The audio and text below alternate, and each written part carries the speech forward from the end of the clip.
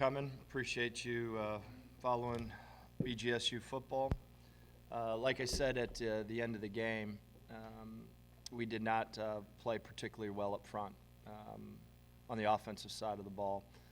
I think nothing has changed up front. You know, we've got the same group of kids, really good kids, kids that played unbelievable football, in my opinion, strength of our team weeks 1, 2, and 3. And for some unknown reason, and I got to do a great job with this, is we lost some confidence, and I can't figure out why. And have not played to the standards of our ability, and we're playing really hesitant, to be quite honest with you. And we need to get back to having some confidence and letting it rip and not worrying about making a mistake, because I honestly believe that's what's occurred these last 3 weeks. I said to our defense, it's the first time, in my opinion, that we played BG football up front and on defense. I thought we were exceptional, and it's all mindset. Against ODU, we did not have that mindset. Against Akron U, we did not have that mindset. And we did against Northern Illinois. So the message to our team is quite simple, is we're going to play with the guys that want to play. We're going to play with the guys that we did weeks 1, 2, and 3 and have tremendous confidence and letting it rip and playing with tremendous energy and confidence and not be afraid to make a mistake. Mistakes are going to be made in football. That happen all the time. We want to minimize them. There's no question about it. But whenever you're at two positions in particular, when you're at the quarterback position and you're worried about making a mistake, you're going to fail. Whenever you're at the O-line position, because I think it's as complex as the quarterback position, and you're afraid of making a mistake, you're going to fail. So we need to coach that really hard, really well. I have no question in my mind that this team, if they get the confidence back, could be one of those special teams at Bowling Green. And right now, you know, of course, it's doom and gloom, 2-4, all the world's falling apart. That's not true. We played some really good football teams. We've lost our confidence a little bit. We'll get it back, and we're going to let it rip. And we're good enough. We're as talented as it is in this conference. We play with great confidence and do the things we're supposed to do. We beat in Northern Illinois, but we just didn't, and that's my responsibility. I'm going to coach it really hard. Our coaches are going to coach it really hard, but it's evident on tape. And as we all know, this great game that we coach and play, the tape doesn't lie. And when you watch weeks 1, 2, and 3 up front, was the strength of our team, and still is the strength of our team. We just got to get back to that mindset, mentality, and play that way. And we will. I'm confident in these kids, confident in our coaches, confident in myself. And, you know, there's a lot of football to be played here. There's anywhere between 6 and 8 games left. There's a lot of football. And, you know, we just got to get back to who we are, do what we're supposed to do, be great during the week, have super habits, coach our tail off, believe, and our actions need to equal what we believe, and we do that, we're going to be just fine. So we've got a Kent team, and just like I said, you could take all those logos and all that crap and take them off. Anyone can beat anyone. I know they're struggling right now. They're in a rebuild. Been there, done it, got the T-shirt, but also when I was in a rebuild, we beat Minnesota. We beat Toledo for the first year. So I understand what they're going through, and I understand that, you know, if they have the right mindset and we don't, anything can happen.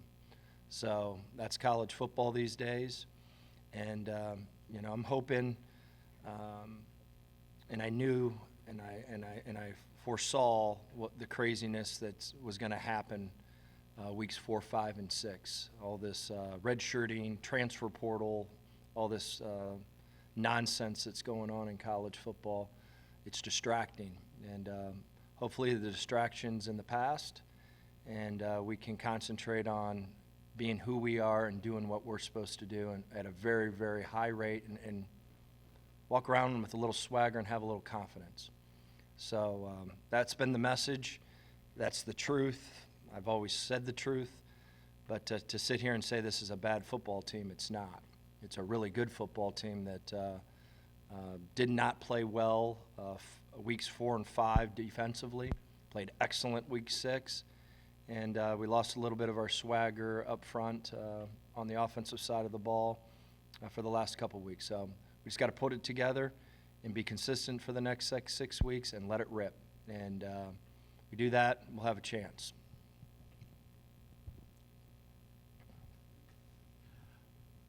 Coach, obviously entering the second half of the year, last year, really strong finish those last 6 games, the year before as well. Despite obviously the 2-4 record, is there positivity knowing you guys have been able to finish season strong these last couple Yeah, years? we've typically have gotten better over the season, and this was a little bit of backwards. Weeks 1, 2, and 3, we were playing as good a football as anyone in the country. And that was in all 3 phases. And then, just like I said, the distractions that is occurring in college football because of how many games you can play in, all this redshirting, getting ready for next year when you should be concentrating on this year, is preposterous. And it's a distraction, and we have no one else to blame but ourselves. We've created this mess, and we've got to deal with it. Everyone in the country's dealing with it, and hopefully it's over. And I'm not saying that that's our team's problem, but there's a lot of chatter, and there's a lot of noise going on. And when you have a team that was playing at such a high level, there's distraction somewhere. And the mind is a powerful thing. We're a really talented football team and a good football team. We haven't played offensively up front the way that we were capable these last couple weeks, but these kids will get it together. I'm very confident in them. They played a lot of football, and I think they're intelligent enough to understand that being hesitant and being not confident doesn't work. And at the end of the day, mistakes are going to be made.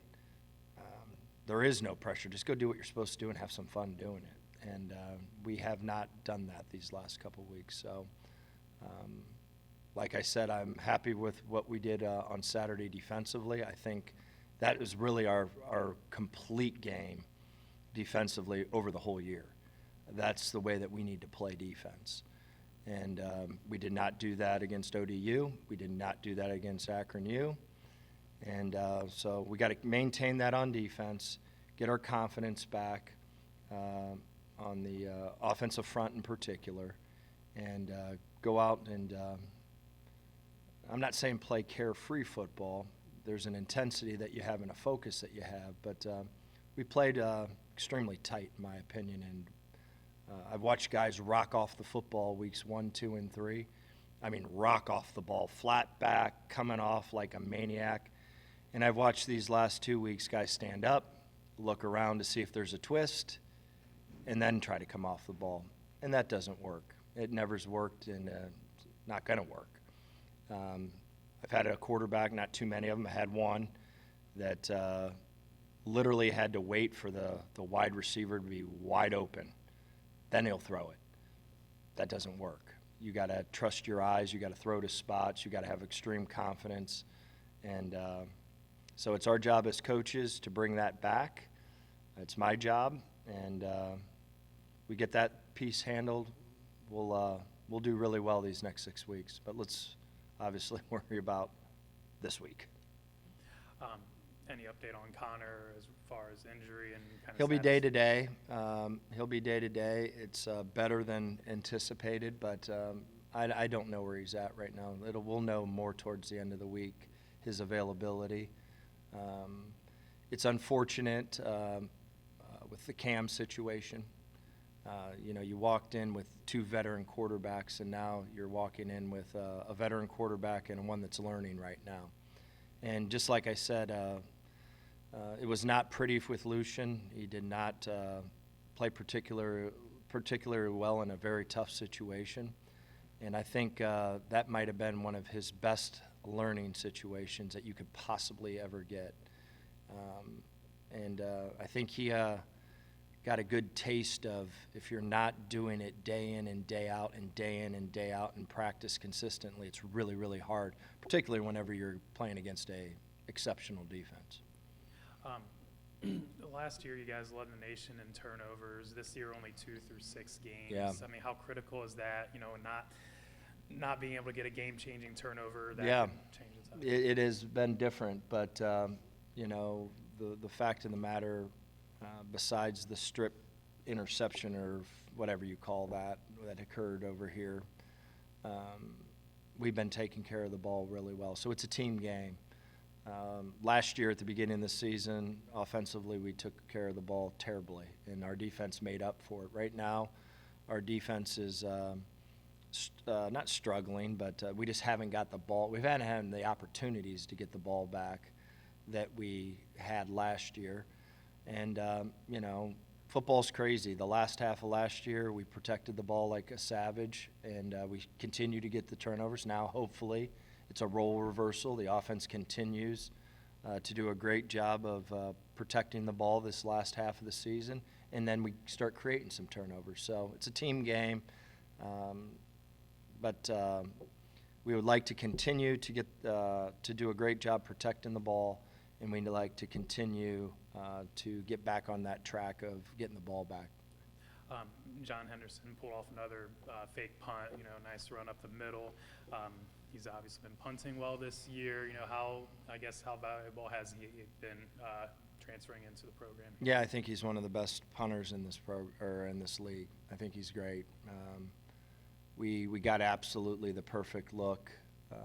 We were going to do it the first punt, but we waited and to make sure that we were getting what we wanted, and we got it. And we needed some momentum at that time. And unfortunately, you fake the punt, you get down to the 2, you can't run it in. We try a spider pass, which should be the most protected pass in the history of football, and we take a sack, which should never happen it's like one of those things that it's an absolute no-no in football. And I think we made the field goal. No, I believe that's the one where we missed it first. And so that was it was either we missed it or we made the field goal, had the penalty, too many guys in the backfield, and then missed it. So that was, when you have a game-changing play like that, you got to be able to get points.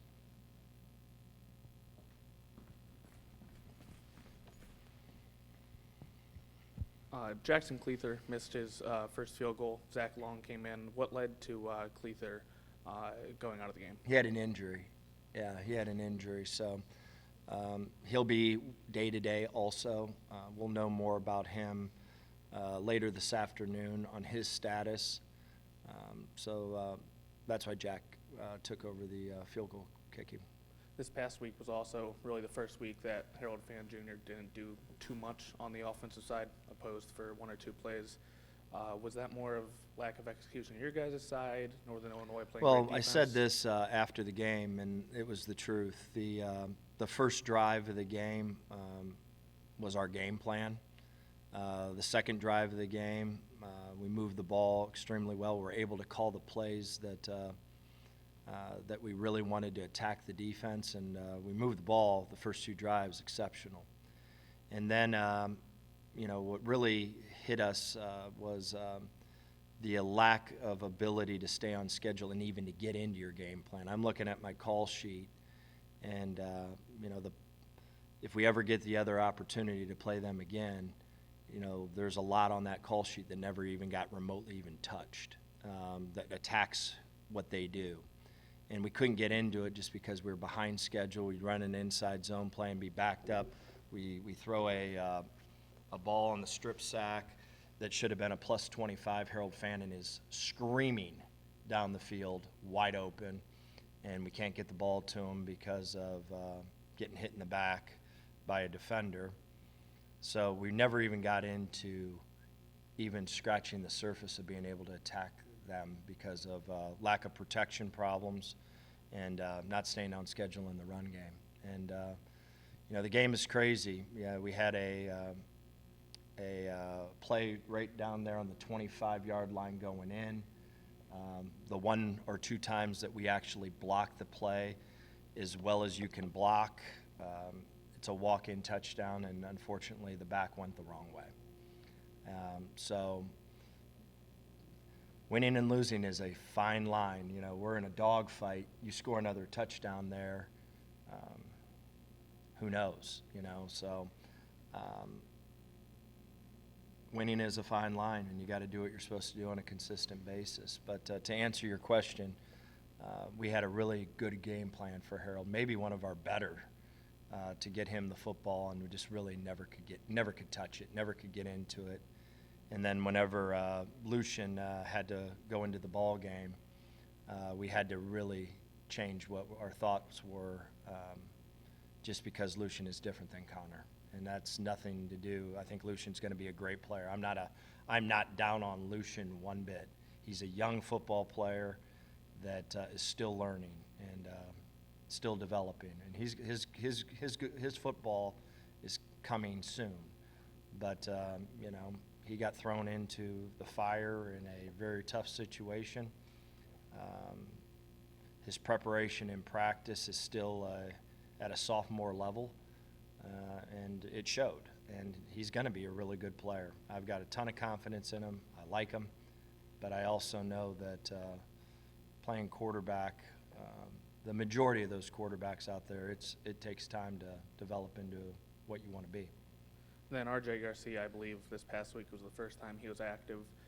Is a full workload for him next week? Oh, we're hoping so. He's been cleared, and he's been cleared to play, so we'll see if he can play on that injury. We'll see. And we got a couple other guys that have been cleared that, we hope that are able to come back and help our football team. But at the end of the day, we're going to play the guys that want to play and that are all locked in and having confidence doing what they're supposed to do. Coach, if confidence is kind of the watchword, it sounds like today, how do you coach confidence, and where do you think your team lost that confidence? I don't know where that piece is mind-boggling to me, and I can't figure that out. Whenever you're playing, week one was week one. It is what it is. Week two and week three, when your offensive line's playing that way against that type of competition, you're jumping up and down. Like, I literally, after the Texas A&M game, we're going to have a great football team because our offensive line is coming off the ball with a flat back and playing like savages. And then I don't know what happened. I don't know where that, I don't know if it was lack of focus. I don't know where it went. And, how we coach it, how we bring it back is showing. Come on now. Look at what you just did against number 11 at Penn State. We don't have I think this is a great conference. Unbelievable. There's some really good players, and there were some really good defensive linemen on that field against Northern Illinois. But they're not number 11. And they're not number 0. And they're not number 8 at Texas A&M. So showing them and encouraging and showing them what they've done, I think, is critical. And hopefully we can get back into that. And also how you practice. If confidence is that important, and if for some reason Connor's not able to go, is Lucian going to be able to play with confidence? He obviously absolutely. struggles. We'll put him in a position to have success. He walked into a juggernaut. He walked into a championship type of game against championship type of defense. He walked in with a handful of things that he could do. He was limited, and he got put in a situation where we had to do some things that he's not necessarily ready for. So we will make sure that if Lucian's our quarterback, that we put him in a position to have success, and we'll do that. And You know, he got caught into a deal where, you know, you're late in the game and you have to throw it, and you have to do this, and you have to do that. And I'm not saying he can't throw because he can, but there's certain things that he's ready for, and there's certain things that he's not yet right now. So we will put him in the best position in our team, in the best position to give ourselves a chance to win, yes. Usually ask you about a message to the community. What do you say to them after some disappointing performances, I guess? Old Dominion and NIU obviously didn't go your way, but family weekend this weekend. Yeah, nothing has changed besides we had a little adversity.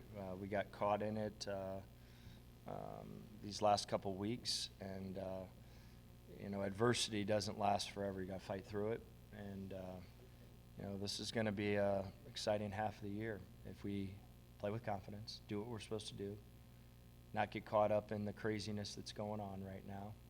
Lock into you're playing here.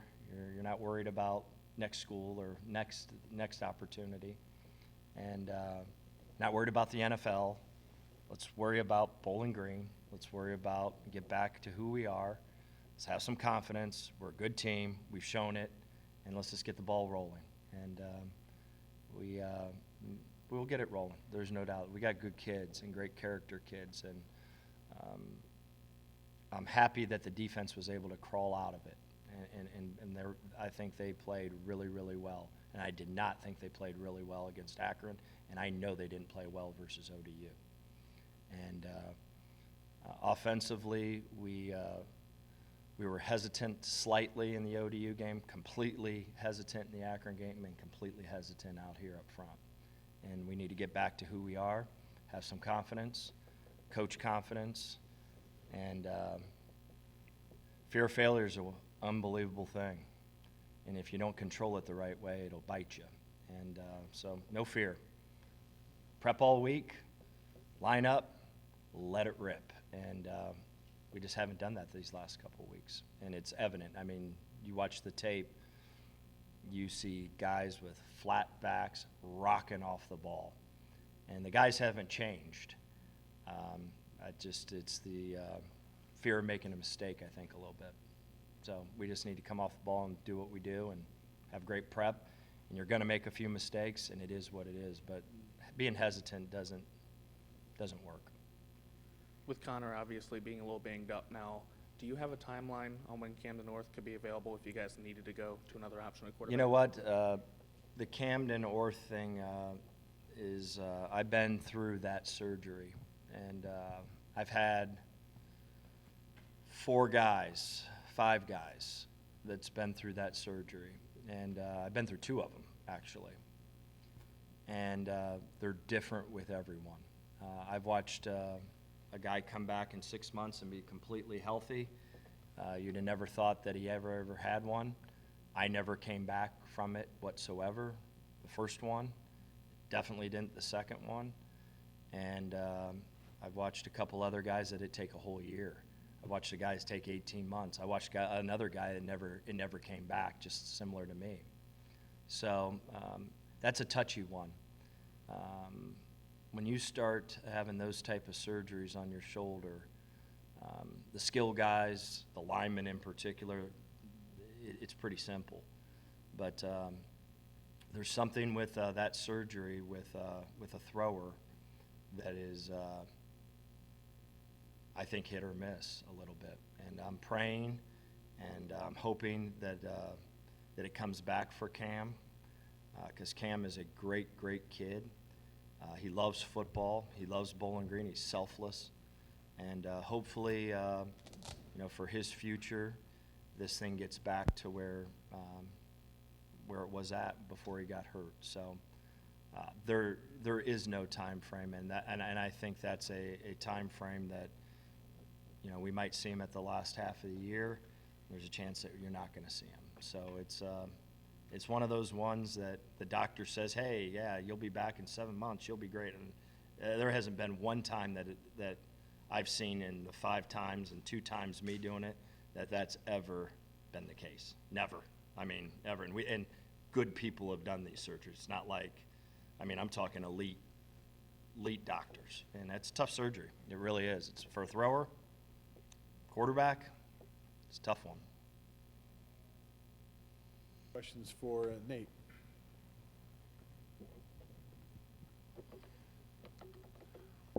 Nate, I guess, how does the offensive line kind of get that confidence back, you know, from the first 3 games? Obviously, a tough couple games here recently. Just what does the unit need to do to really kind of get to that performance level like the first few games? I think what Coach Leffler said was exactly right.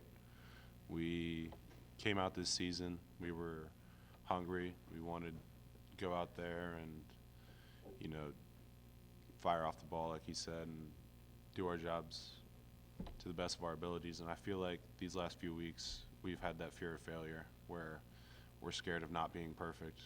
And I think instead of focusing on being perfect every snap, we should focus on winning every snap, focus on beating the guy in front of you. And you're never gonna come out and have a 100% game, especially at O-line. And knowing that when you're going into a game could make you play way better than if you are trying to get a perfect game. You know, 2-4 again at the midway point, but obviously you guys are playing pretty well. Knowing that you guys have had really strong second halves of the season the last couple years, is that kind of a positive to build on as well? That, you know, you guys can finish a year strong and really, you know, see the results that you want? It is. We have an old team. We have a lot of experienced guys, a lot of guys that have played a lot of football, so we all know what's in front of us and what we have to do in order to reach the goals that we have. And the good news is we're 1-1 in the MAC. It's all in front of us. We have an opportunity to go out there and, you know, keep it in front of us, keep winning and do our jobs. Obviously, Connor went down with an injury. Lucian comes in. How do you, obviously, a couple different style of quarterbacks, you know, how do you kind of try to adjust, you know, especially if Connor is still kind of hurt? Just how do you adjust between, you know, the two and everything like that? We want to just run the play called as an offensive line. You know, we want to protect our quarterback the best we can, and we got to, with Lucian running the ball a little bit more, you know, we got to know those plays to where the quarterback's running the ball, know the adjustments for that, and be on top of it. And like I said, fire off the ball. Try not to be perfect, but be savage, be good at our jobs. You know, obviously Kent State comes in here. They've lost 15 in a row. Been a little better the last couple weeks for them, but just how motivated are you guys just to, you know, not have a letdown against them, you know, not give them any confidence and really just try to take control in this game? It's going to be a good game. I mean, we still got to play Saturday. It's not like losing 15 games is going to do anything for us. We still it's 0-0 when we take the field. We got to prove it every down, and that's what we have to do Saturday. We have to get back on track as offensive line. I myself had a very poor performance against NIU. Need to step up and worry about doing my job, and the rest will take care of itself.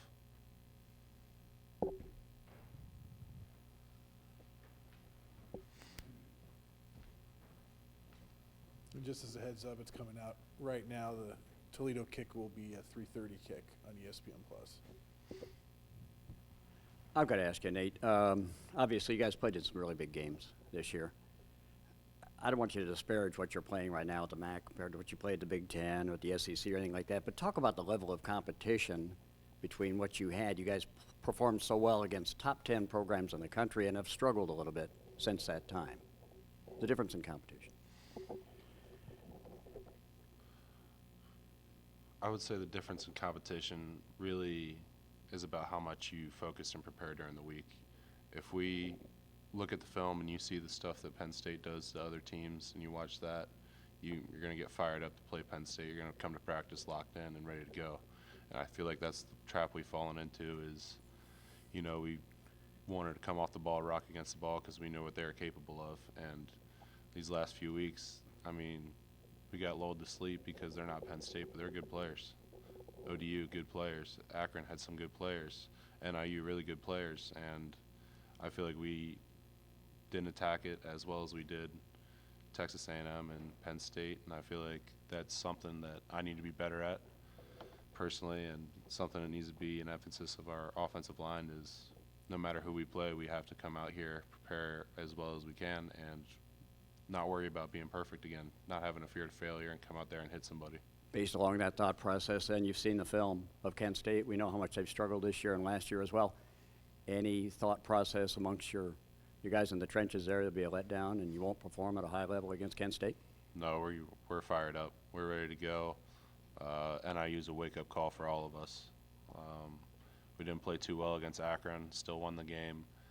Came in against NIU, thought we had a good game plan, but like Coach Leffler said, we couldn't touch it because of what we were doing up front. And I feel like after watching that game, there's a big wake-up call up front for us to do our jobs to the best of our abilities, be physical, and be what we were at the start of the season, and we'll be fine. You talked about the NIU game being a wake-up. How much of an eye-opener was that for you guys, being a MAC loss, and for you guys if you want to achieve your goal, that being an eye-opener for you? Personally, it was a huge eye-opener for me. I know I'm more used to playing left guard. I played left guard all spring and all the start of the season. The NIU game, I switched over, played some left tackle because we had some depth issues, and I didn't perform to the standard that I set for myself. I didn't perform to the standard that I set for this team, and that has to change. And this week, I have to be focused, be locked in more than ever, and prove to myself, prove to my teammates that I can go out there and do it. And everyone else is keeping that same mentality because we don't have time to mess around and be slow and mess up like we did the last 2 weeks. Anthony, Scott has mentioned, the defensive performance against NIU was probably the best of the year. How did you kind of feel? Obviously, it was a tough loss, but how did you kind of feel the defensive unit played against NIU? I feel like we played pretty well. Not good enough because we still lost, but it's definitely a step in the right direction compared to the last couple of weeks. So something to build off of, just stay consistent. I guess what's the, to be 2-4 again, obviously tough with a very experienced team, but how are you guys kind of approaching the second half of the year, knowing that you guys have finished the last couple years strong in the second half? You guys have gotten the results that you wanted. Is that kind of like the mentality going forward? Is we know we can finish the year strong? Absolutely. Like you said, we've been here before, so just continue to take it day by day, week by week, and control what we can control, and I feel like we'll end up in a good spot.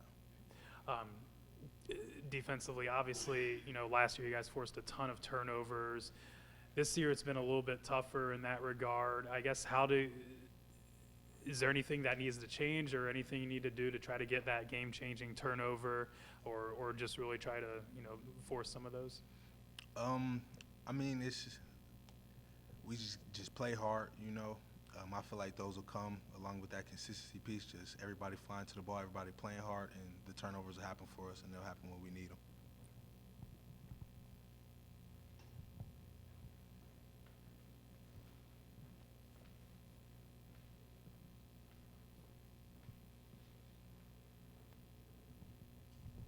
Anthony, I got to tell you, we loved watching you guys slug it out against Northern Illinois this past week and keep the team close. Just really enjoyed watching the defense play. As a senior leader on the defensive team, and we hear, 32 seniors, whatever is on the roster, some of the fans are saying confidence right now. Why does this team have a lack of confidence, you think, if it's such a senior-laden team?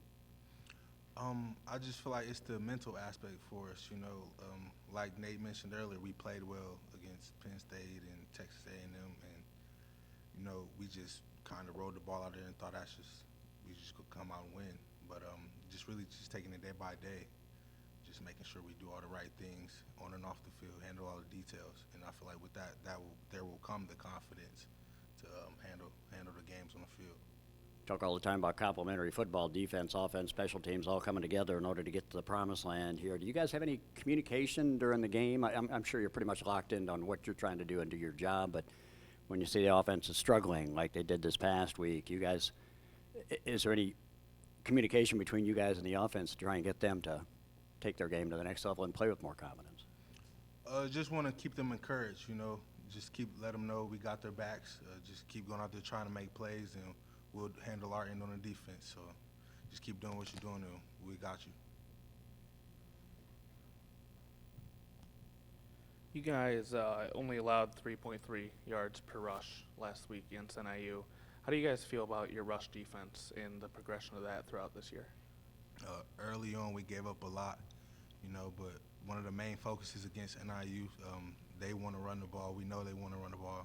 Everybody knows they want to run the ball. So just up front, we have to be stout and stop them as much as we can. Last Saturday home game at Doig Perry Stadium, what's it like, Saturdays at the Doig, just your thoughts going into this game on Saturday from a personal level? For me, it came kind of fast. I actually didn't realize it was the last Saturday game in the Doig, but it's an amazing place, a beautiful place. I'm gonna miss it. Saturdays were amazing, so just one last one. Let's go out with a bang.